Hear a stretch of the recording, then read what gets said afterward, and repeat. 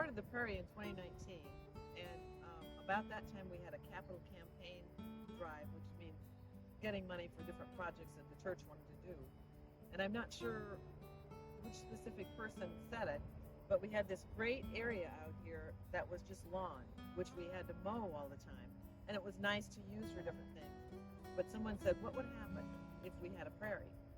And, you hear about bees and that there's fewer bees, fewer birds. And you just think, okay, what if we did do the prairie here, then that would be helping nature. We laid out, I think it was like a 3 or 4 year plan, because you don't just grow a prairie overnight. It takes time. And so what you see behind you is nature doing its thing for 3 years. Yeah, we have a really dedicated group of people that have given so much of themselves, their time, their energy. And it's not just a beautiful thing to look at, but it's a way of giving back to nature. It's an ecological advantage for us as well. As I was in talks with the church about potentially coming over to become the pastor here, this prairie really stood out to me as both a symbol and a sign of their commitment to ecological justice, but also just how beautiful and a way of being able to give back to the community. This space gets a lot of use from the outside community. The gazebo is a very popular place for outside groups. We have a kids park next to us, so sometimes after parents are spending time with the kids, they'll come over and sit at the gazebo and enjoy the beautiful flowers.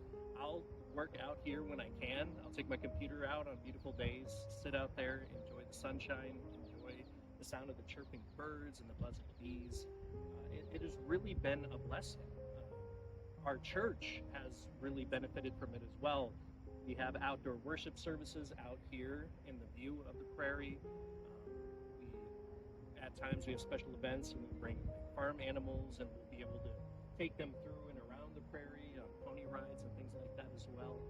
Just getting the community and our church involved and to be able to engage with the prairie has been an absolute blessing. What we did is we went in, we actually mowed out the area that we wanted. We cut the grass way down to low as we could, killed it all with Roundup, as much as we could kill it. And then we came in and seeded it, planted some small plants in it. The biggest thing we do is the first couple of years we were fighting dandelions. We still do a little bit now. Tom pulls a lot of dandelions. And the last couple of years I've been fighting thistles in it. So pulling them as they come up in the springtime. I've got a spray now that affects only Canadian thistles, and so you can spray them individually, not hurt the rest of the prairie. Look at the bees. Mm-hmm. Bumblebees are really thick out here. And the birds. We have a lot of birds. I just scan out here and see bees everywhere. The thing I think I like the best about it is the tranquility of being here. It's just the peace of something as it should be. I second that opinion. I mean, it's just the joy and the peace and nature, and it just kind of tamps down the madness of everyday life. So it was just sitting here, and now it seems to have a much more useful purpose for what's going on, and the biodiversity that's out here. All the bees are what's amazing to me. It's just the total amount of bees that are in here. Where were they before?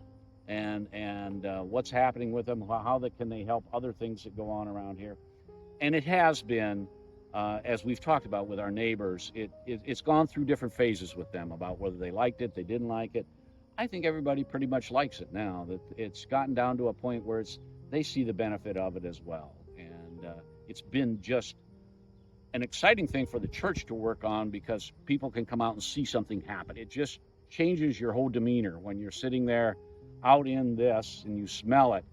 I mean, it's very fragrant as well. You don't kind of get that with a lot of flowers anymore, but it's very fragrant, and it's just a quiet place that you can enjoy, you can relax, and in our case, it gets us all closer to God.